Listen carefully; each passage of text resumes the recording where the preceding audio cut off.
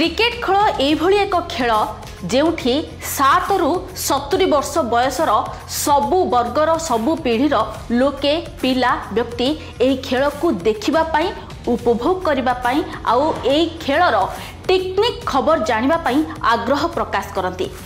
तेबे आमे एथि पाई क्रिकेट खेल को नहीं एक वीडियो आपन को देखेबू जेउथिरे क्रिकेटर माने खेल तो खेलुछंती किंतु कोठी ना कोठी किछि गोटे असुविधा होईछि जेउथि पाई कि से प्लेग्राउंड रे सोइबा पाई बाध्य होइछंती।